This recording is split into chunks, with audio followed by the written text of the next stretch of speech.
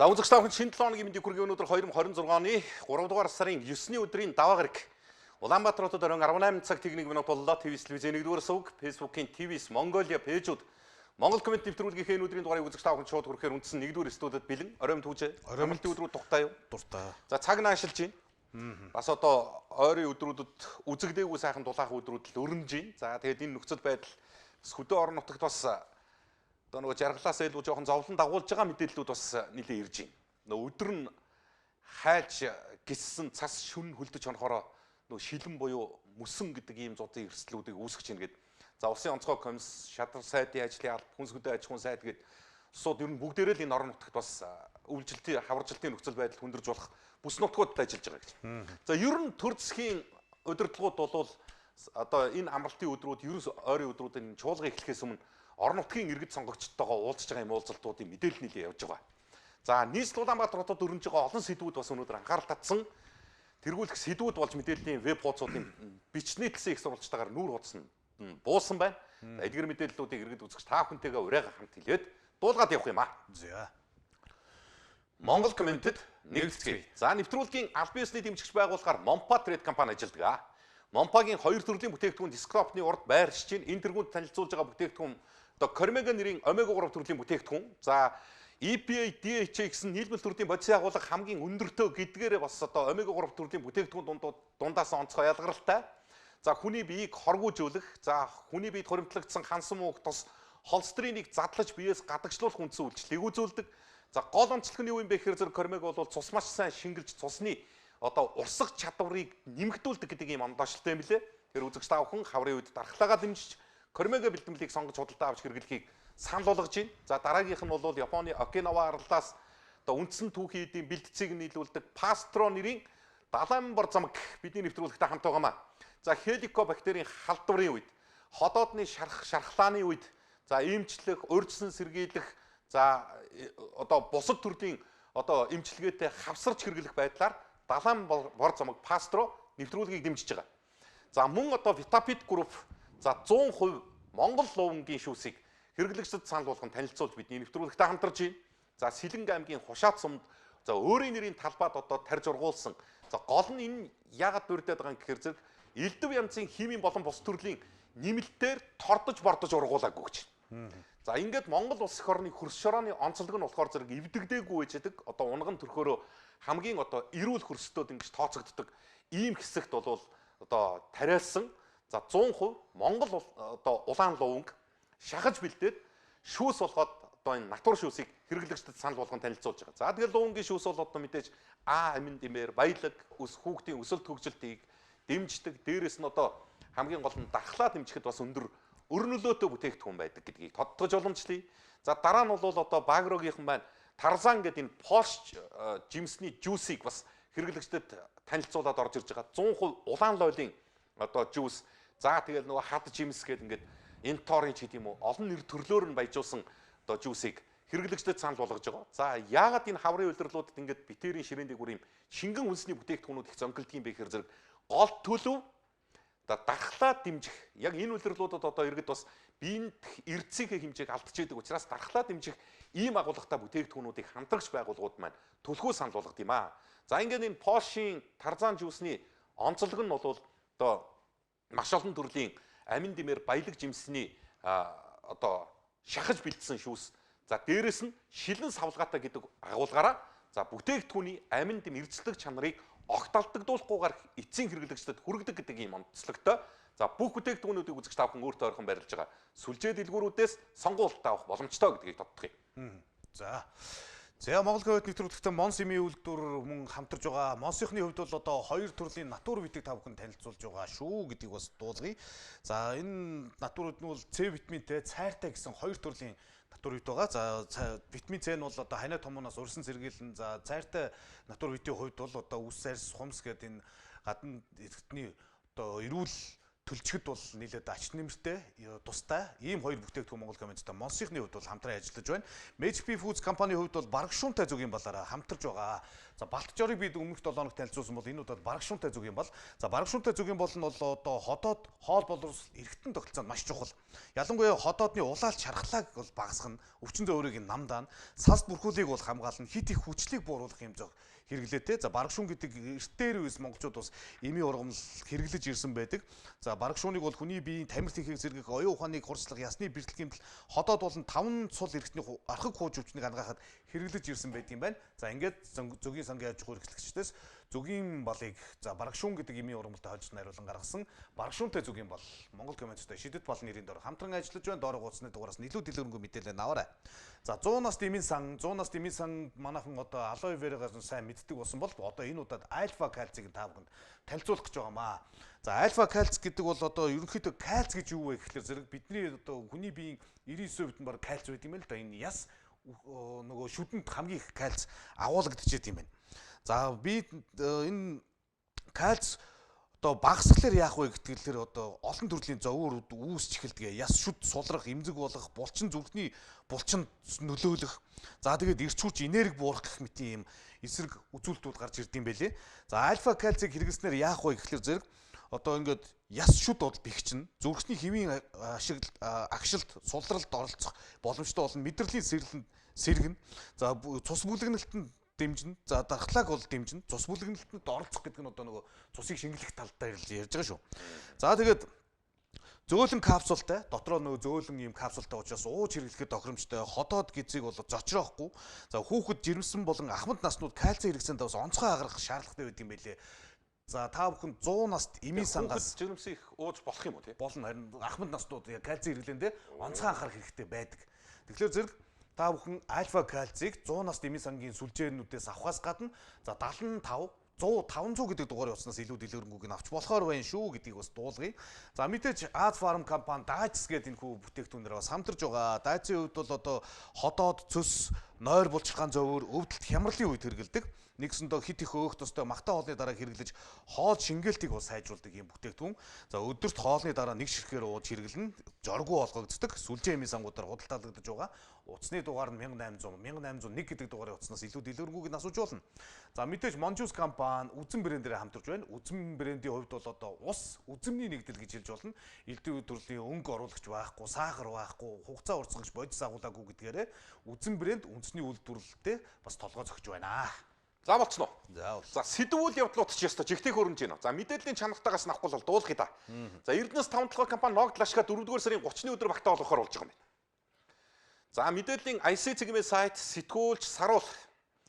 За Эрдэнэс 5 толгой компани төлөөлөл удирдах зөвлөлийн хурлаар 2025 оны цэвэр ашгаас нийт хувьцаа эзэмшигчдэд Ногд Лашка тарах шийдвэрийг гаргасан.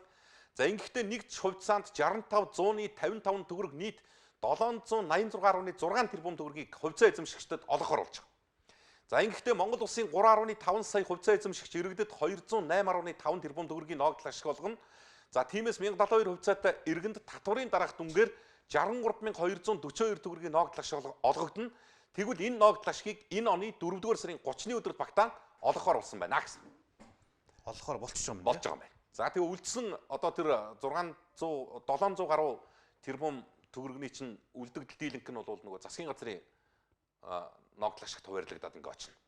За 208 тэрбум төгрөгийг бол одоо 1072 хувьцаа эзэмшиж байгаа иргэдэд нэг иргэнд 63,242 төгрөгөөр бодож Ногд Лашкыг 4-р сарын 30-ны өдөр олгохоор шийдвэр гарлаа гэж мэдээллийн IC цэгмийн мэдээлэл тавилаа. За дараа нь мэдээллийн игүүр цэгмийн сайт. За нөгөө Монголоор дайрах Сибирийн хүч 2 төслийг урагшлуулахаар Хятадус бол албан ёсны төлөвлөгөөгөө баталсан гэж игүүр цэгмийн сайт мэдээлэл тавилаа. За нэг болсон.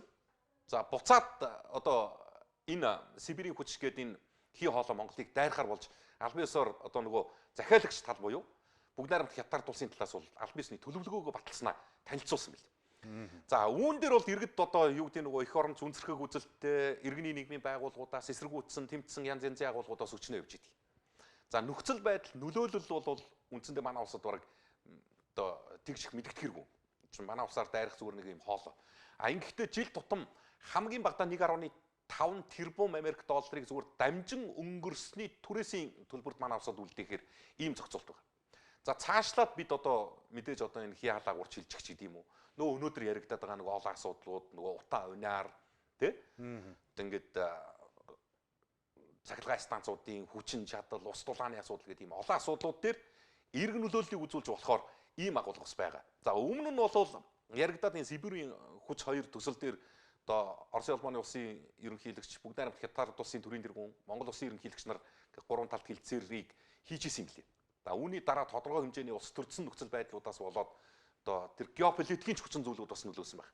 Манай улсыг тойруулчих гэдэг нэг ийм нөхцөл байдлаар Казахстанаар баруун талаар нь тойруулчих гэдэг ийм нөхцөл байдлын хувилбарыг зурсан. За одоо бол эргээд Сибирийн хүч 2 төсөл манайхаар дайрахаар болж байгаа гэсэн ийм мэдээллийг. За олон иргэд бол энийг эсэргүүцч сэтгэл комментуудыг ажиглахад байна лээ. Би бол хувьдаа энийг дэмжиж байгаа. За аль болох одоо юу гэдэг нэг нуман тулгууртай эдийн засгаа бас нэг солонгоруулж арай нэг өөр хувилбаруудын ийм их сурвалжууд их усруудыг бий болгохгүй бол ганцхан одоо юу гэдэг газрын баялаг эрдэс баялагын салбараас хараат байдлаар яваад за амжилт олохгүй гэдгийг энэ дэлхийн өнөөдөр үүсэж байгаа геополитикийн хурцдмал нөхцөл байдлууд ч гэсэн харуулж штэ. За хажуулдвар уул уурхай эрдэс баялагын сайд дамжны бас өнөөдөр хэвлэлийнхэнд мэдээлэл өгсөн. За энэ үеэрээ бол бас энэ сэдвээр онцгой ач холбогдол өгөх ёстой. Манай талаас бол байгаль экологид үзүүлэх сөрөг нөлөөлөл байгаа мó үгүй юу гэдгээ тогтоож тэр нөгөө тэзүү одоо дамж өнгөрүүлэх тэр бүс нутгуудынхаа иргэд малчдад мэдээллийг сайн олгох ёстой. Хоёрдугаарт нь өнөөдрийн байдлаар хэвтэл газрын төсний бүтээгдэхүүн шууд 1-7 хоногийн дотор 30% өссөн. За энэ өсөлт бол манай улсад бол бас шууд нөлөө үзүүлнэ гэдгийг хэлсэн. Үзүүлдэггүй яг бид чинь өөрсдөө нефт олборлохгүй байгаа юм чинь. Боловсруулахгүй байгаа юм чинь. Олборлсон нефтээ түүхийг нь зөөчдөг. Тэгэхээр ямар хувилбарыг ярьж байгаа хэрэг манай улсад бол одоо дэлхийн зах зээл дээр үүсэж байгаа нефтийн бүтээгдэхүүний үнийн өсөлт бол хүчтэй цогцолт болж орж ирнэ. Гэхдээ за нөгөө талд нь сайн мэдээ бол бас энэ Сибирийн хүч 2 төсөл урьдчилахаар болж байгаа нь бол бас олзуурах шүү дээ. Манай талаас бол гарах зардал байхгүй юм лээ шүү дээ. Зүгээр л газар дээгүүрээ дамжин өнгөрүүлчихье. Гэдгийг нь болохоор зэрэг одоо тэр нөгөө иргэд мэдээллгүүдээр нь л тоглох юм л та зарим. Юу тэр явж байгаа газар болгоноороо ингээд ерөөсөө нөгөө байгаль экологи чинь ингээд зүгээр ингээд төвөөчих юм аа гэдэг нэг ийм нөхцөл байдалтай. Тэгээ өөрсдөө юм хийдгүү тэгээ зөв хүн хийсэн бүтээгдэхүүнээ дамжуулж өнгөрөөгөөд тэрнийхээ төлбөр та нарт түрээсийн мөнгөг ёо гэхээр одоо тэгээ авахгүй гэж байгаа юм шиг ийм нөхцөл байдал. Байна гэж. За энэ мэдээлэл игүүр дээр тавигдсан юм аа. За мэдээллийн Icon цэгмээ сайт. Монгол Улсын ерөнхийлөгчийн тамгын газрын дарга үйлс төгөлдөр өнөөдөр тангаргаасаа ницэж ёс зүйгүй авирлан чуулганы хуралдааг нь тасалдаг улсын хурлын гишүүнийг эргүүлэн татахтай холбоотой хуулийн төслийг Монгол Улсын засгийн газар дэмжснээр албан ёсоор улсын хурлын даргад хүлээлгэж өгч улсын хурлын чуулганы хуралдаанаар хилцүүлэхээр болсон мэдээллийг онцоллоо. За үүнд гишүүн өргөсөн тангаргаасаа нитсэн гишүүний ёс зүйн дүрмийг ноцтой болон удаа дараа давтан зөрчсөн гэмтгэрэг үйлдсэн болох шүүхийн эцсийн шийдвэрээр тогтоогдсон. За ёс зүйн дэд хороо улсын хурлын нэгдсэн чуулганаар заавал нээлттэй хилцэж үндсэн хуулийн цэцгийн шийдвэрээр эргүүлэн татна. За улсын хурлын гишүүн ээлж чуулганы хуралдааны 70-аас доошгүй хувьд хүрэлцэн ирсэн ээлж чуулганы санал хураалтын 70-аас доошгүй хувьд биечлэн оролцсон байх гэсэн ийм шаардлагуудыг биелүүлээгүй бол эрхцийн үндслэлээр эргүүлэн татна гэсэн ийм заалтууд байж байгаа. Тэгээд чуулганы хуралдааны 70% нь суугаагүй гишүүн бол одоо баяртай болох нь шүү дээ. Үгүй ээ. Гэхдээ надад бол энэ гэхдээ зөөлөн санагч. Ямар хүн ажлынхаа нийт өдрийн 70% тасалчаад ажлаас халагдахгүй байдгийг юм бэ? Ер нь төр хувийн ер нь альч тохиолдолд ингээд зүгээр өөрөөсөө ингээд жишээ аваа бүжэтээр яриад байгаа шүү дээ. Битээр нэг Монгол коммент гэдэг нэвтрүүлэг нэг жилд нэг 300 орчим дугаар явж байна. Энийн 240-ийн тасалчаад чивтэр нь твистэ үлдэх. Одоо ямар боломж байд юм бол? Эн чинь болохоор нөгөө нэг сонгогдсон парламентын гишүүн гэдгээрээ бас яваад идэм билээ л дээ. Эн чинь нөгөө ажил олгогч байхгүй гэдэг. Тэгвэл цалин бас битээ аваач. Ажил олгогч байхгүй учраас энэ хүмүүс чинь нөгөө нэг энэ хэмжээндээ ингээд би сонгуульд албан тушаалтаа. Сонгуульд албан тушаалтан гэдэг. Ийм нэг нөгөө нэг өмөөрөх гэдэг ч юм уу өөрснийгөө хамгаалах нэг юм юу болчиход байгаа юм л та. Нөгөө ажлын байрны тодорхойлт гэх юм уу одоо нэг тийм. Одоо надад бол яагаад хангалтгүй санагдаж ирэхээр зэрэг их хурлын гишүүн эрцээрээ эргүүлэн татагдах үндслэлтээр жишээ нь 60% таслахад бол болох юм шүү дээ. 70% таслуул эргүүлэн татна. Тэр 10 чуулганы хуралдаан 10 өдөр хуралдахад Биш 30% биш юм уу? 70-аас доошгүй хувьд биечлэн оролцсон байх шаардлагатай гэж. Биечлэн оролцсон байна. За ээлж чуулганы санал хураалтын 70-аас доошгүй хувьд биечлэн оролцсон байна. Шаардлагатай бөгөөд эрт санал хураалтад хангалттай оролцоог бол эргүүлэн татах үндэслэл болно гэж юм. 30% нь суугаагүй. 30% нь юм биш үү? 30% нь суугаагүй бол ингүүл нэг цэгцрэх байхаа. За энэ дээр бас ерөнхийлөгчийн хэвлэлийн албаны дарга байр суурь илэрхийлсэн байл. За эн чинь нөгөө нэг гол нь би бас нэг дотоод юмын зөрүүтэй мэдээлэл хүргэсэн байсан хүлцэл өгчээ. Агуулга нь өөрөө их тийм сонирхолтой яваад байна. Ардчлал парламентын засаглалаас ухарж байна. Тоталитар тогтолцоо, автономи тогтолцоог эргүүл сэргээх гэж байна. Нэг хүний дарангуйл руу Монгол улсыг хөдөлж байна. Гэт ингээд одоо нэг улс төрсөн сэдвүүд нийлээ явж байгаа. За үүнд одоо Монгол улсын ерөнхийлөгчийн хэвлэлийн албаны дараа ганц зэрэг бол энэ тайлбар мэдээллийг өгч ин лээ. Зариг цэгмэний видео үзсэн. Хагийн хөрсгөн санаачилсан улсын хурлын гишүүнийг эргүүлэн татахтай холбоотой буюу улсын хурлын тухай хуулинд нэмэлт өөрчлөлт оруулах хуулийн төслийг дөнгөж сая улсын хурлын дарга учрал Монгол Улсын ерөнхийлөгчийн хамгийн газрын дарга үүсдэг үлдэр өргөн барьлаа. За парламент хэрхэн хэлэлцгийг одоо парламентээр өндөр хуулийн төсөл нээлттэй тавигдаад явчихна. За парламент хэлэлцэх дарааллынхаа дагуу хэлэлцээд явна. За энэ хуулийн гол үзэл баримтлал бол 1992 онд үндсэн хуулийн тусгагдсан улсын хурлын гишүүний бүрэн эрхийг дуусгах болгохтой холбоотой буюу улсын хурлын гишүүнийг эргүүлэн татахтай холбоотой энэ хуулийг органик хуулийнхэн хүрээнд энэ тодорхой болгож өгч байгаа.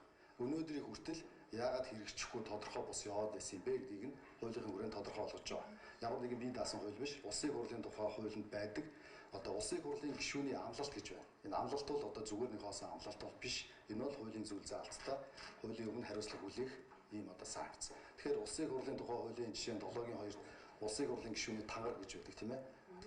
Улсын хурлын гишүүний дард түвний элчийн хувьд гэж байгаа тангараг өргөдөг. Энэ тангарагт нь ёс зүйн хэмжээг чандлан сахих гэж өгүүлбэр нэмж байгаа гэсэн. За ерөнхий агуулга бол ердөө энэ. Огт байхгүй байсан эсвэл нөгөө тогтолцооны ухралт хийсэн ийм хуулийн төслийг ерөнхийлөгч чинээр санаачлаад өргөн мэдүүлж байгаа зүйл биш. Их хурлын тухай хуулинд байж идэг. За үндсэн хуульд байдаг хэрэгждэггүй амилдгүй тэр хуулийг л одоо албажуулж амилуулах алхмыг хийж байгаа гэж ингэж ойлгож байна. Түүнээс огт тийм шинээр зүйл сэдээд янз янзын одоо өнгөтэй өнгөгүй хувьсгал эхлүүлж байгаа ч тийм нөхцөл байдал биш юм байна гэдэг ийм агуулгыг бас одоо ерөнхийлөгчийн тамгын газраас өгсөн мэдээлэл тодорхойлсон шүү. За Монгол Улсын ерөнхий сайд Зандан Шидар.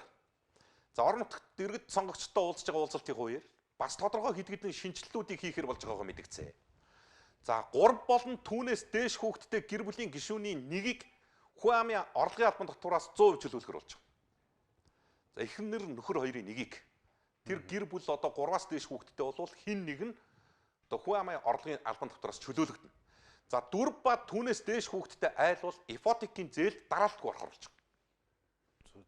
За энэ мэдээллийн GoGov цэгмийн сайт дээр байршлаа. За Монгол Улсын ерөнхийлөгчийн ивэл дор алдардхийн одонд ээж хүндэтгэлийн арга хэмжээ төрийн ордон зохион байгуулагдсан. За ерөнхий сайд Зандан Шидар оролцож 20 дахь жилдээ болж байгаа энэ арга хэмжээнд за эмэгтэйчүүддээ мэдчилгээ төвшүүлж хэлсэн үгэндээ за Монголын эмэгтэйчүүдийн өмнө тулгамдсан олон асуудал байгаа. Эрүүл мэнд, боловсролын чанар, хүртээмж, хүчирхийлэл, дарамт чагалт гэд за хүүсийн ялгаатай байдлын улмаас учирдаг бэрхшээл бүрд та бүхнийг түшиж тулах төр зэсэг асуудлыг шийдэх гарцвэ гэдгийг ойлгоорой. За засгийн газраас нийгмийн халамжийн 72 төрлийн тэтгэмж тусламжийг хэрэгжүүлж жил бүр 2.2 их найт төгрөгийг зарцуулдаг. За үүнийг оновчтой, бодтой болгоход одоо энэ засаг бол манлайлал үзүүлнэ гэж. Ер нь энэ халамжийг бас нөгөө цэгцрэх хөтөлбөрийн хүрээнд цэгцлэнэ гэсэн бэл. Шаардлагагүй эрүүл саруул хөдөлмөрийн бүтэн чадамжтай хүн давхарцсан байдлаар 2-3 төрлийн халамжид хамрагдаад явж байгаа зөрчлүүд илэрч эхэлж байгаа гэж. Танд талаараа очиод одоо групп тогтоологдсон, тэтгэвэр тогтоологдсон, халамж явцсан ингэ явдаг. Тэгэхээр энийг бол оновчтой болгон за гол агуулга нь юу юм бэ гэхээр зэрэг за 2026 онд хүүхд гэр бүлийн хөгжлийг дэмжих жил болгон зарлаад үндэсний хэмжээний аян эцэгхийн чадвар хэрэгжүүлэх хөтөлбөрүүдийг улс даяар хэрэгжүүлнэ. За эмэгтэйчүүдийн хөдөлмөр эрхлэлтийг дэмжиж ажлын байрыг тэгш боломжийг нь хангах байдлаар шийдвэрлэнэ. За мөн дээрэс нь энэ халамж хөтөлбөрийнхөө хүрээнд гаргаж байгаа онцгой шийдвэр нь болохоор 3 болон түүнээс дээш хүүхэдтэй гэр бүлийн гишүүний нэгийг хүн амын орлогын албан татвараас чөлөөлөөд 4 хүүхдээс дээш одоо алдарт их гэсэн үг шүү дээ. Хүүхэдтэй одоо гэр бүлүүдийг ипотекийн зээлд хамруулахаар ийм шийдвэрийг удахгүй гаргана гэсэн. ипотекийн зээл дараалалгүй. Дараалалгүй орвол. Одоо нөгөө очер үсчдэг ч тийм. Тэгэхээр ер нь бол 4 дахь хүүхдээ гаргаад ипотект хамрагдах боломж нэгж гин гэсэн үг. За тэр хүн амын орлогын албан татвар дээр бол энэ бас өрх гэрт их тийм бодиттой дэмжлэг болох байхаа гэж ингэж бодож байгаа. Эхнэр нөхөр хоёр хоёулаа ажилдаг 3 хүүхэдтэй ийм залуу гэр бүл гэж бодоход гэр бүлийн гишүүдийнх нь нэгний цалин баг үндсэндээ бүтнээр шахах ирэх болж байгаа. Мэдээж нөгөө нийгмийн даатгалаа суудгуулна. Гэхдээ орлогын албан татвар бол хүн амын орлогын албан татвараас нь чөлөөлчих энэ нөхцөл байдал бол бас тухайн өрх гэр бүлд бол бодиттой хөрөнгө оруулалт болчихно гэж. 2 сая төгрөгийн шууд бэлэн халамж өгчөөснөөс дээлж штэ. Тэгээ 2 сая төгрөгтэй үлээхэд 10% гээд 200 мянган төгрөгийн цалин дээрээс нь авчдаг штэ. Тийм. Тэр чинь 200 мянган төгрөг гэдэг чинь өрхийн нэг сарын хүнсний хэрэглээ болох гэдэг штэ. Тэр нь ингээ гараад ирнэ. Гэхдээ тэр эхнэр нөхөр хоёр ч одоо бас сонгох хувилбарууд яригдчих. Аль нь илүү хүн амын орлогын албан татвар тийм орлогоор төлж ийн үнээсээ чөлөөлөгдөе гэж. За энэ бас явчаасаа гэж бодож байгаа ийм шийдэл. За дараа нь ерөнхийдөө бас хэлж илээ. Тэгээд ер нь бол энэ халамж Монголыг гэмтүүлээд байгаа мó одоо халамжийн бас бол хөдөлмөр эрхлэхгүй болчтоо штэ гэдэг ийм шүүмжлэл явж байгаа. Гэхдээ халамжаас илүү өндөр өртөгтөө эдийн засагт болоод улс нийгмийн хөгжил тохирол учруулж байгаа зүйл бол авилга. Авилга гэхэл хахвал бол юу халамжинд бидний 2 их 80 төгрөг тараадгийг хэд даблдаад ингээд аваа явчихчих. Тэгээ үүнийг одоо бас зэгцлэх ийм арга алхмуудыг хийж хэрэгжүүлнэ. За эхний ажлууд бол хийгдээд эхэлсэн. Эхнийх нь бол тэр албаны нууц гээд тамга дарж хагаад авилга авдаг. Авилга албан тушаалын хэрэгүүдээ албаны нууц, төрийн нууц гэсэн тамгаар нуудах байдлуудыг бүрэн болно гэсэн. Үнэн засгийн газар дээр бол тодорхой хуваар хийсэн. Тэдэн хувийн нууцаас гаргаад тэдэн хувийн үлдээч гэдэг юм уу ийм байр суурь байсан бол за энийг бол одоо цэг хатгана гэсэн бэл. Албаны гэсэн сайхан бамбай халахчаар авилгал хийх хуулийг цэцгэлүүлдэг хууль нэр барьсан хууль нууцын нэр барьсан төрийн нэр барьсан энэ авилгалын сүлжээг авилгалын асуудлыг таслан зогсоож байгаа байгуулж үүдийг илтгэж нээлттэй болгож байгаа. Албаны нууц гэдэг нэрийн дор маш олон тендер авилга хулгай цэцгэлж байсныг таслан зогсоож байгаа юм. Ингээд 894 албаны нууцыг ил болгоно. Албаны нууцыг хэлбэршүүлсэн журмаар тамга дарддаг байсан. Энэ харилцаа бүрэмжсэн зогсох юм аа. Төрийн ба албаны нууцын тухай хуулийг хэлцлээ. Улсын хууль дөрвөн мэдүүлгээр тогтлоо. Албаны За ингээд засаг дэмжээд их хурл руу аль биесээр оруулж байгаа юм байна. Одоо иргэд үзэгчд маань санджээвэл олон жилийн өмнө болсон нэг хэрэг байдیں۔ Энэ юу хэрэг зэрэг жидүүгийн бүлэг болгоо гэж. Жижиг дунд үйлдвэрлэлийг дэмжих сангаас тухайн үеийн улсын хурал 76 гишүүнтэй байсан. Эрх баригч намын гишүүн болгон очиж 950 сая төгрөгийг жиг туваарлж авсан байт.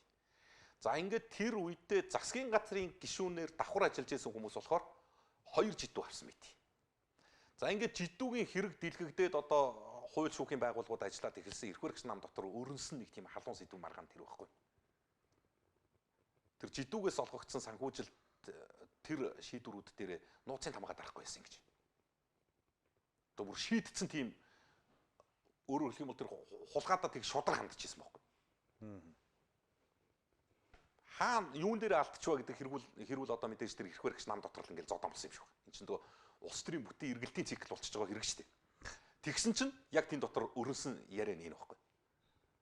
Наадха албаны нууц, төрийн нууцын тамга дарахгүй яасан юм бэ? Нууцлж чадаагүй. Тэгээ тэрнээсээ бол алдчихлаа штэ гэдэг зүйл яригадаад за дараа нь энэ хулгай одоо дахин давтагдахгүй шүү гэдэг ийм агуулга хандлагаар яваад за хууль хяналтын байгууллагаас одоо бүр ерөнхийлөгч, улсын ерөнхий прокурор энэ төр шаардлага тавьж хагаад нээсэн хэрэг нь болохоор боловсролын зээлийг дэмжих сангийн санхүүжилтийн асуудал байсан. Энийн чинь тодорхой дээр нь бас албаны нууцын тамга тарцсан байхгүй. Тэгээ гаргаж вэж илрүүлсэн шүү дээ. Тэгээгүй бол тэр боловсролын зээлийн санг тэр нөгөө баячуудын хүүхдүүд тансгалдаг хэрэг чинь бас ингээд мэдэгдэхгүй. Одоо өнөөдөр 4-р өдрөө үргэлжилж байгаа нэг шүүх хурал байна. Энэ юу ихээр хөгжлийн банкны хэрэг. Хөгжлийн банкны хэрэгт одоо холбогдож гин буруутай хөдөлшгүй нотлох баримтаар ингээд тогтоогч ирсэн улсууд зөв намдаа байсан учраас цагаатхан цагаатаад хэрэгсэхгүй болоод үндсэндээ нэг талдаа гарчихсан. Буруу намд байсныхаа одоо горыг жишээ нь Норвегийн алтан үеиг тэргүүтэй хүмүүс амсаад одоо шинээр эхэлсэн нөхцөл байдал гэж үтсэн шүүх хурал дээр 4-р өдрөө зогсож байгаа. Энд мөн дахиад албаны нууцын тамгын дардсууд байж байгаа. Гих мэтчлэнгээр ерөөсө бүх хэрэгүүд тулгаанууд бол яг энэ тамганы ард үлдэгддэг байсан гэдэг агуулгыг бас өнөөгийн засгийн газар засъя гэж ингэж явж байгаа. ийм мэдээллийг бас ерөнхий сайд албачуулж хэлсэн. Шүү дээ олон шүү дээ. Одоо энэ нөгөө нийгмийн даатгалын сан, эрүүл мэндийн даатгалын сангийн одоо мөнгнүүдийг ийм дампуурах гэж байгаа татан буугдхан тодорхой банкнуудад очоод хадгаламж нэрээр байршуулчих. Тэгээд тэр банктаа хамт унгаагаад эдий барья гэдэг тэр сайдын шийдвэрүүд чинь бүгдээрээ албаны нууцын тамгат. Одоо юу гэдэг эрүүл мэндийн даатгалын сангийн мөнгийг Чингис хаан банкнд байршуул гэдэг тийм шийдвэрийг сайд гаргахтаа тамгат арчдаг юм. Тэгээ ийм нөхцөл байдлууд бол юу нөгөө бидний тэр халамжийн шиг хэд нуглаад идэж гинэ гэдэг ийм зүйлийг ярьж байгаа. За дараа нь энэ ч та улс төрч бүр юу ч болоод. Иргэний зориг ногоо нам өнөөдөр онц их хурал гэдэг юм а хийжсэн намын дарга намаасаа хөөчлөө. Ямар муухай богино хугацаанд болж өнгөрсөн процесс үү. За иргэний зориг ногоо намын дарга Батын Батбаатарыг намаас нь хөөж даргаас нь огцруулах шаардлагыг эхлээ гаргасан мэдээлэл игүүр дээр тавигддаг юм а. За онц их хурлаар намын дарга Батын Батбаатарыг төдөлзүүлэх асуудлыг хүндсэн. Батбаатарыг намын даргаас нь төдөлзүүлэх асуудлаар иргэний зориг ногоо намын дэд дарга Батбаатар, Ис Батбаатар гэж бас байгаа шүү. Б Батбаатар нь намын дарга, Ис Батбаатар нь намын дэд дарга байгаа. Одоо байсан. Одоо өөр болчихсон. За тэрээр бол намын дарга Батын Батбаатар хамаатан саднан гараад намыг дүүргэлээ. Намын эрх ашиг хөхий дүрмийн хороо гэж байсаар байтал ерөөсөө намын даргын асуудлаа авч хилцгээ боллоо. За дүү, найз нь, дүүгийнх нь найз нь, өөрийнх нь туслах нь энэ намын эрх хөхий дүрмийн хороонд байгаа учраас авч хилцэж үнэн зөв шийдвэр гаргана гэж харахгүй байна. За намыг 4 удаа бүртгүүлэхгүй байна гэдэг нь ёс зүйн зөрчил. За хууль хяналтын байгууллагад өгсөн материал дээр Батбаатарын зарцуулсан зардлын мэдээллүүд байгаа. Арабын нэгдсэн Эмират улсад 15 сая төгрөгөөр 3 удаа шторк хийлгэхэд 45 сая төгрөг гişлэнгээр нөгөө зардлуудыг бас энд хүндсэн мэлээ. Би тэр ярьсан учраас тоомлж. За түүнчлэн намын санхүүжилтийг олгоогүй байгаа гэдэг тайлбарыг Батбаатар намын гишүүдээс өгч байгаа. За өөрөөр хэлэх юм бол иргэний зориг ногоо нам их хурл суудалтаа нөгөө улс төрийн хүчингүүдэд төсвөөс санхүүжилт олгодсон шүү дээ. Энэгээр бол 448 сая төгрөг гэж дурддагчжсэн баха. Тэр хурлын би бас сонсч ирлээ. 448 сая үндсэндээ 450 орчим сая төгрөгийг улсын төсвөөс нам нь одоо ингээд танах эзэн чи хэдүүлээ 4 судалтай билүү? 4 судалтай. Ингээ авсны чинь одоо буйнд гээд ингээд төсвөөс 450 шахуу сая төгрөг өгсөн. Тэрийг зарцуулалтын тайлгналгүй идчихсэн ийм нөхцөл байдлууд. За ингээд намын онц их хурл хуралж байгаа шийдвэрээ гаргаад иргэний зориг ногоо намын даргаас Батын Батбаатарыг чөлөөлөөд одоо яг одоо бол түүнийг намаас хөөх шийдвэрийг хилцэж байна гэж. За ингээд намын дарга чөлөөснийхөө дараагаар намын шин даргад 3 нэр дэвшигч гарч ирж өрсөлдлөө. За ингээд 2 нь бол нэрээ татаад за иргэний зориг ногоо намынхан одоо хуралдаанаараа намын даргаар Батбаатарыг хөөх шийдвэрийг гаргасан бөгөөд дөнгөж сая намын даргаараа улсын хурлын гишүүн Эр Батулд гэдэг хүнийг 73.3% саналаар дэмжиж намын даргаар сонголоо гэж. За дараагийн намын даргад улсын хурлын гишүүн Батулд иргэний зориг ногоо намын даргын зөвлөх амгалан тэргүүн дэд дарга Ис Батбаатар нар нэрээ дэвшүүлснээс амгалан Батбаатар нар нэрээ татснаар улсын хурлын гишүүн Батулд тунд зөвлөдөн намын даргыг өрсөлдөгчгүйгээр авч байгаа гэсэн. 73.3% саналаар. Энд тэгээд сая өмнөх мэдээлэл дээр нь гарлаа шүү дээ.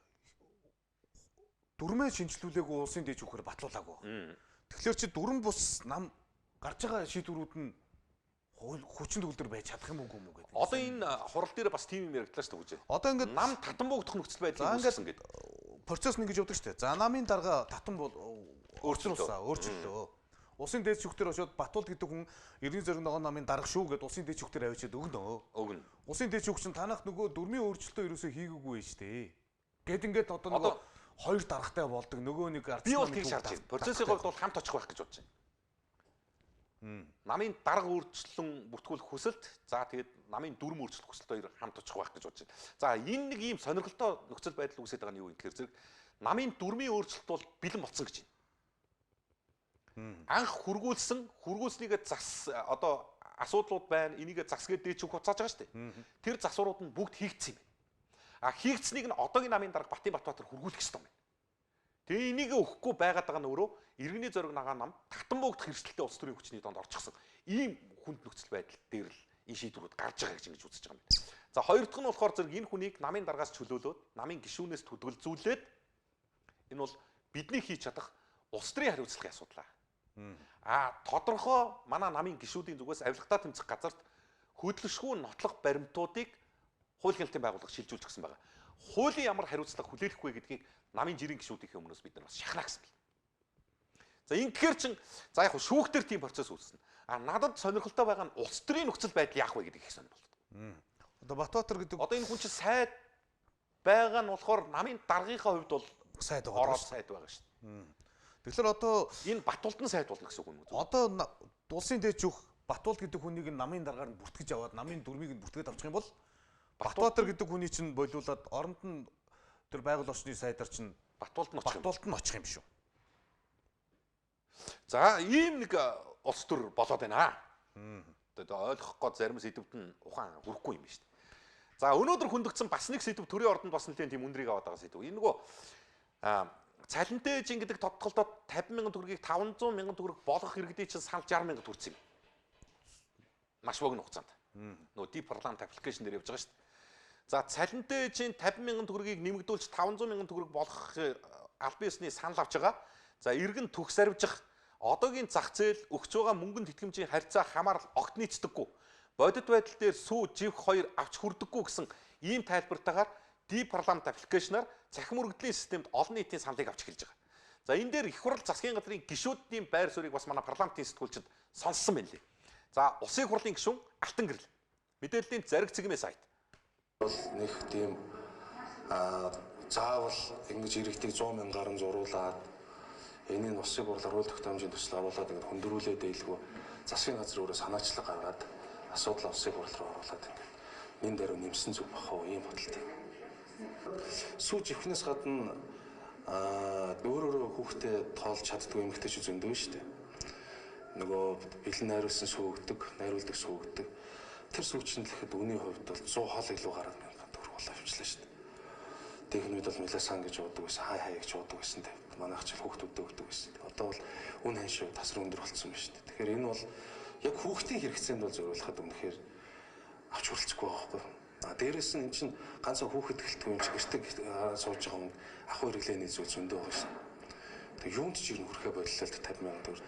Тэг хэд хэдэн хүчин зүйлүүдийг харуулцах хэрэгтэй. Мөнгөний ханш энэ хооронд яаж унсан юм? Анхны зорилготой яаж хүрчээсэн юу? Анх 2018 онд санаачилсан юм байна шүү дээ. Тэгэхээр 2018 онд долларын ханш ямар байсан юм бэ гэдэг. Ингээд үсгээр 2,400 төгрөг байсан байна. Өнөөдөр 3,560 буюу одоо бараг 3,600 болсон байна. За энэ үеэс хойш гурилын үн ихэд 2 дахин нэмэгдсэн байна. 1200 байсан гурилын өнөөдөр 2400 болсон байна. Тэгэхээр энэ мөнгийг бол нэг л өгжил байгаа бол нэмэх нь бол зайлшгүй. 500,000 гэдэг тэр тоо бол яг ямар шалгуураар яаж гарч ирснийг мэдэхгүй байна. За Алтан гэрэл гишүүний байр суурь бол нэг иймэрхүү байна. Анх 18 онд цалинтай ээж гэдэг нэрслэр 50,000 төгрөг олгож ирсэн. Одоо эн чинь бол юу цалинтай гэж хэлэхээр баг ичиж үхмээр юм боллоо. 1 кг 500 г үхрийн махал юм билээ шүү дээ. Сард одоо нэг ээжэд нэг хил 500 г нэг ийм бүрэнхийн мах өгөөд түүнийг чи цалиа авч байгаа шүү гэж хүүхд гаргасныгаа төлөө улсаас цалиа авч байгаа шүү гэдэг ч өөр агуулгын хувь зөрчилтэй болж байгаа. Тэгэд хэлээд чинь нэгэнт өгч байгаа юм болвол одоо тэр инфляц, үнийн өсөлт энэ зүйлсүүдтэйгээ бас уялдуулсан байдлаар явахгүй бол энэ чинь юу ч болж байна. Нэг жих авч хүрхээ боллоо. Нэг нэмэлт тижээ сүү авч хүрхгүй болсон. Талыг ч авч хүрхгүй нэ шүү дээ. Одоо 100,000-аас дээш болсон юм бол 50,000 төгрөг чинь тал сүү авч хүрхгүй нэ шүү дээ. Одоо ингэж юм л да. 2 сая төгрөгийн цалинтай багш ч юм уу эмч ч юм уу те нэг хүн цалингаа 2 сая төгрөгийн цалинтай байж байгаад хүү жирэмсэн болоод хүүхд дараад амарчаад тэгээ гэртээ 2 жилийн хугацаанд нэг хууль нь байгаа шүү дээ. Тий. Тэр хугацаанд тэгээд тэр хүн 2 саяын цалингаа болоод 50,000 төгрөг авч байгаа байхгүй. Тий. Тэгэхээр чин цалинтай ээж гэдэг нэр нь ч утгагүй. Тэр өгж байгаа мөнгө нь ч ямар ч нэмэргүй юм болчиход байна. Нийгэмд энэ цалинтай ээжийн 50,000 төгрөг олгодгийг бүр эсэргүүцдэг тийм групп бит юм лээ. Тэгээ энийг болохоор би бүр байн хэлээд байгаа юм. Халамж автгаарлаа гэдэг. Зүгээр шамшигдуулж авч байгаа халамжуудаа зэгцлээч. Сая тэр ерөнхий сайд хэлээд нь шүү дээ энэ халамжийг зэгцэлнэ гэдэг. Энэ цалинтай ээжийн 50,000 төгрөг гэдэг чинь халамж биш хүн ам зүүн бодлого шүү дээ. Энэ чинь Монгол төрийн бодлого байхгүй юу? Өөрөөр хэлэх юм бол Монгол улсад бүтээж болох үндэсний хамгийн том баялаг хинбэ гэвэл эх оронд эрүүл саруул үр хүүхд төрүүлж өгж байгаа ээж л байгаа юм шүү дээ. Тэр ухаж олж байгаа нүүр салт чинь бас яг үндэ биш шүү дээ. Энэ улс эх орны үндсэн капитал ирээдүйд одоо энэ айл гэж үзвэл өрх татаж үүд онгоолгох тэр ирээдүг бэлтгэж байгаа хүмүүс чинь ээжүүд байгаа шүү дээ. Тэгээ эдэндээ ингээд цалин гэж хэлж байгаа. Хамгийн муухай юу юм бэ? $13 тий? $13. За бүр өсгөөд $15 гэж бодъё. Сард. Тэг ингээд цалинтай ээж шүү гэж ингэж тодорхойлж байгаа. Тэг ичж үхмээр би хэллээ шүү дээ. Үхрийн мах одоо 30,000 төгрөг хүрсэн байж байгаа. Тэгэд 1 хил 500 г мах бүтэн сар чи энэгээр ингээд цалин болгоод энэгээр ингээд хоолундаа хийгээ амьдраа гэж ээжд өгчөөд энэ хангалттай гэж сууж байгаа бол одоо бүр хатуу гэлэхэд болцсон тэр юм шүү. Чи одоо баг нөгөө талд баг доромжил шиг юм байж байгаа юм. За ийм асуудал бас хөндөгдсөн. За нам улс төрийн сонгуулиудын сурагч мэж одоо ер нь одоо энэ эрх баригч дарга удирдлагуудын орон нутгийн иргэд сонгогчтой уулзж байгаа уулзалтууд бол ерөнхийдөө сонгуулийн кампанит ажлуудын салхины хэцнийг сэвэлцсэнийг л харуулж байгаа юм л да. За улсын хурлын дарга учрал за бас энэ хангаан бүсийн иргэд сонгогчтой уулзаад явж байгаа юм байна. За энэ уулзалтын хувьд бас улс төрд манлайлал үзүүлнэ гэдгийг бас иргэд танилцуулсан мөлий. Тэрээр нэг мэдээллийг хэлсэн. Энэ бол нэлээд нэр бүхий улсуудад ноцтой мэдээлэл болж очих байх. Хэрэг төгд холбогдсон асуудалтай хүмүүсийг бол 2028 оны сонгуульд оролцуулахгүй гэж. За ингэхдээ бол одоо гол өрсөлдөгч гэгдэж байгаа сүрэг хүчээ ардчсан намынханд бас уриалахгүй гэсэн. Манай ардчсан намынхан ч гэсэн одоо бид нартэй шудраг өрсөлдөе гэж бодож байгаа бол энэ авилгач хулгайчдаас салаад ороод ирэх гэж. За мэдээллийн элчцэг мэн гэж сайт пэйж хуудаснаа байршуулсан мэдээлэл. Луу нэртэй луу данстай намын нэр хүндийг хугалсан гутаасан нөхдүүдийг орхиод сонгуульд орно. Ардчсан намыг ч ингэж уриалж байгаа. Ардчсан намыг ч ингэж уриалж байгаа. Та нар үнэхээр бидэнтэй өрсөлдөг юм. Ард түмэндээ нүүр дүүрөө уулзъя гэвэл дотооддоо хариуцлага тооцоод шударгаар өрсөлдөх ёстой. За ингээд энэ авилгач хулгайчдыг бол сонгуульд 28 онд сонгуульд нэр дэвшүүлэхгүй л гэж. За энэ 27 оны ерөнхийлөгчийн сонгуульч гэсэн бас хамаатж байгаа байлгүй. За тэгээд ийм шудраг зүйл ярьдаг араас нь бас ардын намын тэгээ сонгуулийг хэн маниарлах гэдэг гэдэг ийм мэдээлэл явсан. За мэдээллийн син цэгийн дээр гарч ирсэн. Монгол ардын намын 2027 оны ерөнхийлөгчийн сонгуулийг за хүнс хөдөө аж ахуйн сайд асан Бадамжууна чиглүүлээд за улсын хурлын гишүүн Ж Мухбат удирдах ийм нөхцөл байдлууд үүсэж байгаа. Гишүү асан. Энэ хоёр хүү одоо ерөнхийлөгчийн сонгуулийн гол менежерүүд болно гэж. Мэдээллийн сайтууд дээр энэ бичих ариггүй илгүүл гэж бодож байна. Энэ дээр бол ингээд бичсэн байл товчхондоо удахгүй үйл ажиллагаа эхлэх ерөнхийлөгчийн 2027 оны сонгуулийг за Бадамжууна чиглүүлж Ж Мухбат удирдах бололтой. Гэхдээ Монгол ардын намынхан эдгээр өөрчлөлтүүдэд улс төрийн хүрээнийхэн одоо цочирдохгүй байгаа. За учир нь тэд одоо шин зүйл гэдэг чинь мартагдсан хуучин зүйл гэдэг ийм философиг бас нэг юм Францын одоо нэг мундаг сэтгэгч хэлсэн байт юм уу та. Үүнийг бас иш болгож явж байгаа гэж. Шин юм гэдэг бол одоо мартагдсан хуучин зүйлийг хэлдэг юм аа гэж. Энэ хүмүүс туршлага байгаа гэж ингэж үзэж байгаа гэж. Ийм агуулгатай мэдээлэл бас явж. За дараа нь Батамгалан сайдыг огцруулахыг шаардаж Зэсэрдний хувь компани одоо хохирогч олон мянган иргэдийн төлөөлөл өнөөдөр барилгот байгуулалтын яамны гадна талбай чагсаал суулт эсэргүүцлийн арга хэмжээг зохион байгуулсан. Сүүлдээ бүр үсгэлэн болно. За энэ үсгэлэн болж эхэлсэн байна гэж байна. За Зэсэрдний хувь компани хохирогч болон хувьцаа эзэмшигч чагсаал хийж хот байгуулалт барилга орон сууцчлалтын сайд Батамгаланд хариуцлага тооцохыг шаардж байгаа. Ер нь хариуцлага нь юу юм бэ гэхээр огцор гэж. За тэд Монгол Улсын ерөнхий сайд Зандан шидарт албан бичиг хургуулахаар болсон бөгөөд тус компани 15,000 орчим хувьцаа эзэмшигч гарын үсэг цуглуулсан байна. За нийт 24,000 хувьцаа эзэмшигчээс бол 15,000 хүний гарын үсэгт ирсэн гэж. За Монгол Улсын ерөнхийлөгч хүрэл сүгт бас хандж байгаа. За Монгол Улсын ерөнхийлөгч бол эв нэгдлийн бэлэг тэмдэг. Тиймээс ийм ёс бус үйлдэлд анхаарал хандуулж төрийн албанд ёс зүйгүй сайд нарыг огцруулахад анхаарч өгөөч гэдэг ийм шаардлагыг тавьж байгаа. За юу болов гэхээр зэрэг за барилга хотод орон сууцчлалтын сайд Батамгалан төрсөн дүүтэйгээ нийлээд ёс зүйгүй, ёс суртахуунгүй үйлдэл гаргасан гэж үзэж байгаа. 30 орчим тэрбум төгрөг цаашлаад 70 орчим тэрбум төгрөгийг шамшигдуулсан гэдэг ийм асуудал бол бодиттой хэрэгжиж байгаа шүү гэдгийг хэлсэн. За Ньюсийн мэдээллийн араас Live TV зэрэг юм байна. Маш хүн замыг туулсан. Өнөөдрийг хүртэл маш хүн замыг туулсан. Тийм учраас бид нар маш өргөн өрөөтэй ажиллах болно. Одоо яг бид нар 150 орчим хувьцаа эзэмшиж төр орооны гişэд ирсэн байна. Маргааш дахиад 100-аараа ингээд 2-3 мянган хувьцаа эзэмшигчид энэ Батамгалан сайдыг огцруулъя. Батамгалан сайд болон төрсөн дүүгээр нь 30 орчим тэрбум төгрөг. За нийтээр 70 орчим тэрбум төгрөг шавшигдуулсан байгаа. Энийг хууль хэлтийн байгууллагаар шалгуулад үн зөв нь нотолж гаргаж ирнэ гэдэгт бид нар итгэлтэй байна. Зэсэрдний компани 15,000 орчим хувьцаа эзэмшигчид маань өнөөдөр гарын үсгээ цуглуулсан байна. Зандан шатар сайдаа та ийм ёс зүйгүй ийм ёс суртахуунгүй ийм үйл олон мянган иргэдийн үйл хэргийн төлөө хичээнгүйлэн ажиллаж байгаа бид нар ингэж буруутгадаг бидний энэ мөнгийг 30 орчим тэрбум төгрөг цаашлуул бүр 70 орчим тэрбум төгрөгийг шавчглуулаад аваад үзсэн. Ийм үнийг огцруулаач. За 6 дугаарт гэвэл Монгол улсын ерөнхий сайд Монгол улсын ерөнхийлөгч ухнаагийн хөрөлсөх ерөнхийч бид нар хандна. Яагаад гэвэл Монгол улсын ерөнхийлөгч эв нэгдлийн төлөөлөгч. Тийм учраас энэ ёс бус үйлдэлтэй энэ төрийн албанд богшсон ийм одоо сайдуудыг бол огцруулах зайлшгүй шаардлагатай. За бүр тухайлбал бид нар энэ зорилготой энэ үйл хэрэгтэй бүр ард нь гартал зүтгэн. Хэрвээ бүр болохгүй бол өлсгөлэн зарлах хурц хэлбэрч хилжих болно. За энд нэг ийм сэдв бас нэлээд өндөр сэдв болоо гараад ирлээ. Тэгээ нэг үнэнгээ чим удаан ч гэсэн гүйцэтгэх гэдгийг л харуулж байна л дөө. Одоо өмнө нөгөө Шинжаан Шимпагийн хэрэгтэй нөгөө Эм-ойл групп түүн Батамгалан гишүүний төрсөн дүүнээр холбогдсон гадаадын иргэдийг олон тэрбум төгрөгөөр хохиросон асуудалд огт холбоогүй гэжсэн зүйлдээ холбогдоод нөгөө компаниас Батамгалан гишүүний төрсөн дүүгийн компани руу 6.1 хэдэн тэрбум лээ шилжүүлсэн баримт гарч ирээд одоо зэсэртний хувийг би дээрэмдэгөө хувьцаа эзэмшигчдийн ногдол ашгийг би шамшигдуулаагүйгээ мэдэгдээд байгаа. За энэ хүмүүсийн хэлж байгаагаар бол хөдөлгүүгээр 30 тэрбум төгрөг цаашлаад тоног төхөөрөмж бусад хэлбэрээр одоо 40 орчим тэрбум нийлээд 70 орчим тэрбум төгрөгийг ахтуу хоёр аваа завшчлаа штэ гэдэг асуудлаар төр засгийн өндөрлгүүдэд хандж байна. Тийм нөхөр бол өөрөө би ийм ёс зүйн сайдыг ерөнхий сайд зандаж тарна танхимаас хурдан явуулаач гэдэг ийм шаардлагыг тавьж байгаа иргэдийн нэг тал нөгөө талд нь улсын их хурлын гишүүн сайд Батамгалан бол би харин өндөр ёс зүйтэй нийслэлийн намын дарга болно. Тэр нь ёс зүйтэй учраас одоо хотын дарагч улсын ирнэ яадгийн гэдэг ийм агуулгатай байж байгаа юм.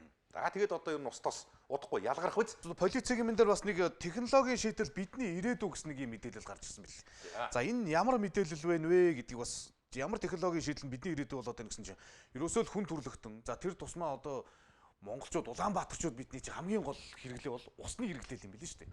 Унтны усны хэрэглээ, унтны цэвэр усны хэрэглээ, ер нь өдөр тутмын усны хэрэглээ гэдэг зүйл чинь маш их чухал ач холбогдолтой. Орон сууцнд амьдардаг иргэд болохоор зэрэг нөө зөөврийн уснаас харьцангуй бага хэрэглэдэг юм. А зөөврийн ус чинь болохоор нөө гэр хороолын худгаас ус авдаг хүмүүсийн хувьд 1 литр ус нь 2 төгрөгөөр ч гэлөө ингээд явдаг. Ийм орон сууц чинь болохоор 1.34 мөнгө. Харин тэгээ эн чинь одоо яагаад юм бэ тийм тэгээд тэр хүмүүсийн чинь хэрэглээ нь тэгээд хямдхан хэрэглээтэй мөртлөө их ус зарцуулдаг гэдэг ч юм уу. Тэгээ энэ усны төлбөр ер нь явандаа хааштай баг багаар бас нэмэгдэх юм байдал байгаа болоодаа л гэж харагдаад байгаа. Ер нь бол ингээд Улаанбаатар хотод хүн ам төвлөрөөд барилга орон сууцуул ихтэх тусмал өмнө нь хэлжсэн шүү дээ.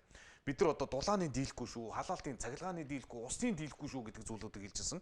Тэгвэл одоо энэ технологийн шийдэл гэж хэлэгдээд байгаа нь хоёр юм юг хийсэн юм билээ. За энэ гүний усны цэвэршүүлдэгээд за дараагийнх нь болохоор зэрэг нөгөө хэрэглээний усны хэрэглэсэн усныг саармагжуулах саарл усыг гаргах энэ төслүүд чинь хэрэгжээд бодит ажил болчихжээ.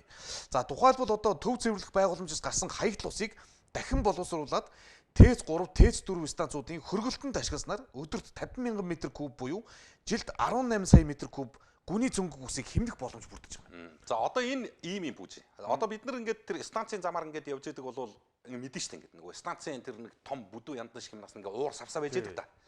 Эн чин байнгын гүний усаар хөргөгддөг байсан байхгүй. Өдөр болгон бид нар нөгөө ирээдүйд уух усаа урьдчилж авчраад тэр ТЭЦ 3, ТЭЦ 4-ийн тэр хөргүүрт зориулаад өдөр 50,000 м3 гэсэн үү? Тэгсэн байхаа тий? Өдөр 50,000 м3. Тий. Ийм усыг ингээд өөрөөр хэлэх юм бол тэр гүний усаа тэгж асгах гэсэн. За одоо болохоор саарл усаар ч ингээд хөргөөдөг болсноор бид нар нэг ойролцоогоо нэг 10 орчим жил бүр нарийн хэлбэл нэг 9.5 жил гэж байгаа хаа. Ийм хугацаанд зөвхөн энэ станцуудын яндан хөргөж байгаа усаа гүний усаа нөөцөлж үлдэхдээ нэг өгийн нурын хэмжээг авч үлдэж байгаа юм. За энэ дээр бол яг ийм том төсөл байна. За хоёрдугаарт нь бол нөгөө усыг бид нар бас пүүжэ маань ярьж байгаа тийм нөгөө ийм ямар өртгөөр бүтдэг, ямар өртгөөр миний крантанд ирдэг, ямар өртгөөр манай тоогоонд ордог, яаж хоол цай болдгийг бид нар мэддэггүй. Бас л нөгөө бид байж ах хэвээр юм шиг л байдаг. Гэхдээ энийг хэрэглээ гэж ойлгодог. Яг тэгэхээр энэ чинь хүний анхдагч хэрэгцээ. Хүн амьд байхын хэрэгцээ учраас. Энийг бас мэддэг баймаар юм байлээ. Судлаа сонсуулах сонирхолтой олон нэг өртгөөсөө илүү зардал гаргаж байгаа зүйл бид нар ч тог цахилгаан дээр нэг тийм мэдээд байгаа шүү дээ тий. Тогийг 10 төгрөгөөр 100 төгрөгөөр хийчихэд 10 төгрөгөөр хэрэглэгчдэд нийлүүлээд байсан гэдэг нэг ийм ойлголттой шүү дээ. Ус яг тэрнтэй адилхан юм бэл. Тэгээд нөгөө нэг цаглагаан энтер шиг дулаан энтер шиг тасалчиж болтгүй. Болохгүй тэр чинь шууд нөгөө хүний хэрэгцээ учраас. Тэгэхээр бид нар өөрснөө бас энэ усаа бас хайрлаж, гамнаж аргилах хэрэгтэй юм байлээ шүү. Тогийг яагаад тасалж болж байгаа гэхээр тог чинь хэрэглээ байхгүй. Ус нь хэрэгцээ байхгүй. Тэр энэ усаа бид нар бас ер нь жоохон ариг гамтаа хэрэглэх яг наагуулах дээр чинь бүүжээд би 100% санал нийлж байна. Тэгээд нэг ийм зүйл байгаа юм. Одоо бол за ер нь өмнөх Монгол банкны удирдлагуудын үед чи ярьжсэн энэ нөгөө нэг задгаа мөнгөнд тэмдэгтийн нэг асуудал яригадаад хоёлоо бас ярьжсэн шүү дээ. Нэгтийн төгрөг, гуравтын төгрөг, нэгтийн төгрөг, тавтын төгрөг, 10-ын төгрөг гэдэг ингээд Монгол төгрөгнүүд, задгаа төгрөгнүүд байгаа. Тэгээ энэ их сонин. Нэг ширхэг нэгтийн төгрөг хэвлэхийн тулд хэдэн төгрөг ижлээ зардал гардаг. Тэгээ задгаа мөнгөнд тэмдэгтүүдийг байхгүй болгоё гэдэг. Одоо нэг төгрөгөнд ирдэг юм гэж юу ч байхгүй болсон. Байхгүй шүү дээ. Ганцхан юм л ирж байгаа. Усал ирж байгаа. Нэг төгрөгийг ч одоо нөгөө хүний хамгийн үн цэнтэй зүйл нь ирж байгаа. За тэгээд усаа хайрлах хамсгаа тэр усны татваргандаа ч гэсэн бас нөгөө элдв янзын нойлын цаас памперс центр хийгээд идэг. Тэрийг ч гэсэн болцгоё л гэсэн уриалгадаар энэ саяны мэдээллийг дуулгаж байгаа шүү. За Mobicom-ийн хэрэглэгчид наашаа нэг анхаарал хандуулж байгаа. Mobicom-ийн энэ дата 2 дахин нэмэлт багц 2 дахин үржигдэж байгаа энэ хөтөлбөр бас нэмэх эхэлж байгаа юм байна. За дээрэс нь 5G хурдыг бол одоо өдөр тутам ашиглах юм боломжийг Mobicom-ийнхан олгоод эхэлчихэж байгаа юм байна. 5G сүлжээ нь одоо 4G сүлжээтэй харьцуулах юм бол одоо нөгөө контент таталт, стриминг, онлайн тоглоом зэрэг ийм өдөр тутмын хэрэглээнд бол илүү шуурхай байдаг. За манай нөгөө гадаад мэдээний тоомчих нөгөө гантлаг ах бид хоёр бас ярьж ирсэн л да энэ 5G-дүүд эдгээр ингээ нэвтэрж байгаа юм энэ яг хөглөө зэрэг бид нар ингээ би чам руу нэг файл шилдэхлээр ингээл уншаад удаад идэв штэ. 5G ч юм бол псг гэж очиж юм билээ л дээ. Тэгээ иймэрхүү нөгөө интернет хурдны технологийн дэвшил юм бил. За 5G сүлжээ ашиглах үед хэрэглэгч гар утасныхаа тохиргоо зүсээр дата хэрэглээг бүрэн хянах боломжтой. Аль аппликейшны илүү их дата зарцуулж байгааг шалгах, ашиглаагүй байгаа аппликейшнуудад дата зарцуултыг хязгаарлах, видео контентын чанарыг тохируулах зэрэг энгийн тохиргоонууд нь датагаа илүү ухаалгаар үр ашигтай зарцуулахад нь тусалнаа. Та 5G-гээд идэвхжүүлээд жинхэнэ хурдны ялгааг өөрөө мэдрээрэй. За хэрэглэгчдийн түгээмэл асуултанд 5G гэж юу вэ? 5G хаана ашиглаж болох вэ гэх мэтийн асуултууд байдаг.